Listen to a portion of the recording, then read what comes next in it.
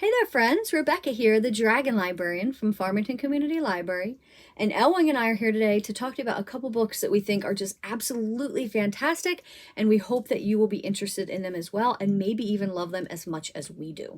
So we're in kind of a weird space this week, right? We just had the holidays last week. We've got New Year's Eve and New Year's Day this weekend, and it's a weird liminal space, right? Don't really feel like doing too much or getting involved in anything new. You might be a little bit tired or groggy or just completely overwhelmed from all the holiday stuff. But you might still want to get some reading in because you want to, maybe complete a reading goal that you had set, or just really just to get your mind off of stuff. So this is I think, a perfect time of year to read some graphic novels. Sometimes you can read them a little bit quicker than a regular book. So if you're looking, like I said, to knock a couple things off your reading list before the end of the year, they're a great option.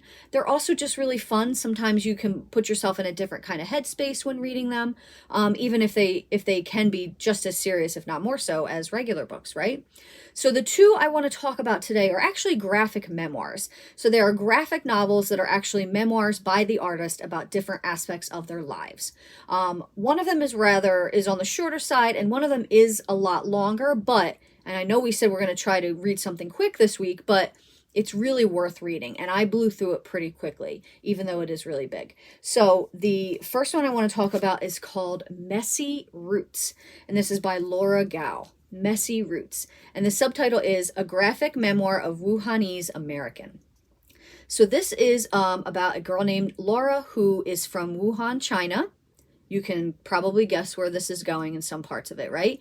So she's from Wuhan, China. She had her very early childhood there when she was really little, and then she went to live in the U.S., in Texas, actually, with her parents who emigrated there.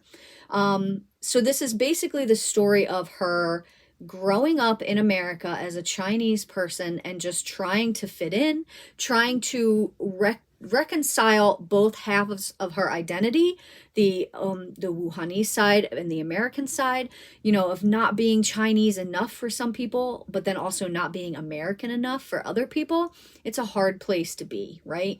And just dealing with a lot of the different microaggressions, like people making fun of the food that she would bring in for lunch, to just really wanting even to change her name, because Laura was not her original name, but she wanted her parents to call her something different so that she didn't get made fun of all the time when she was a kid, which is where Laura came from. So this story is really, really just absolutely amazing. I read it in one sitting. It was so fantastic. And I also really liked that she talked a lot about the COVID pandemic and the coronavirus and how it felt, not only being a Chinese person in America during that, when all the really bad hate rose against the Asian American community, but specifically being from Wuhan, and the stigma that carried as well.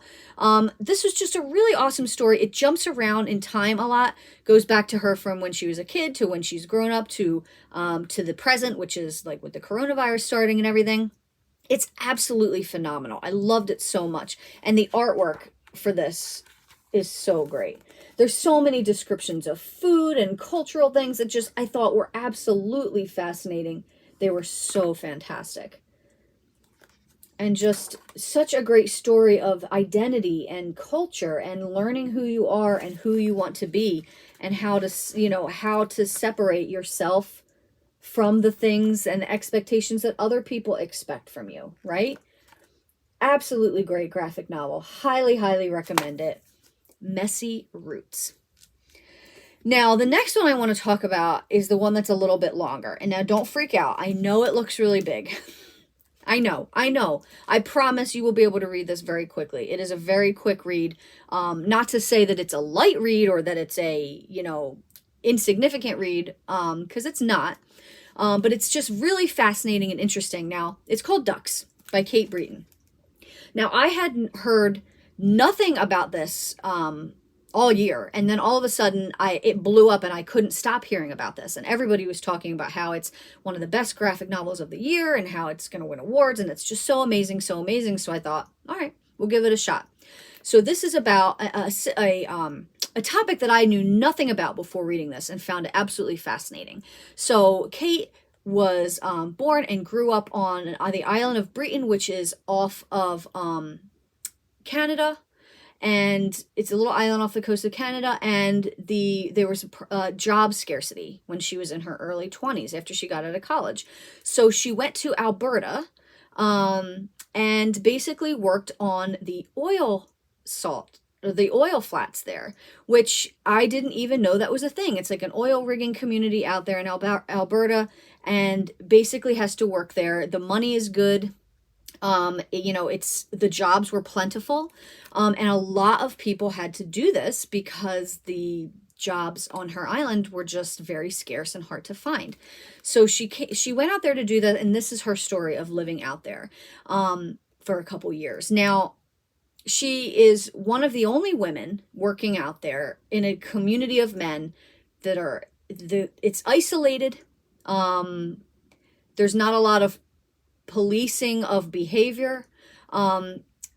So you're kind of all on your own out there. And there's a lot of situations that she gets into that are very difficult to read about, including, sexual harassment and sexual assault and things like that. So no, this is not a light, breezy read, but you will tear through it fast because it's absolutely fascinating. I loved every second of this, every panel of this, and I loved watching her, especially towards the end, really start to stand up for herself and demand what was owed to her. So, and also the art is just great. So it's not in color, it's just in black and white and these shades of gray, but it's fantastic. It really just kind of hones in how isolated these people were out there, and the isolation that they all felt. It was just unbelievable. Really great, amazing artwork. And again, this is another graphic memoir, like I said. So it is about real life events that happened to her when she was in her early 20s. So super fascinating read. Highly, highly recommend it. Ducks. So that's what we've got for you guys today. I hope that these books sound really interesting and fascinating, and there's something you want to give it a try. If so, please feel free to come get them from Farmington Community Library. They are available right now. And also, please give this video a like. Thank you so much for watching, friends, and have a wonderful rest of the day.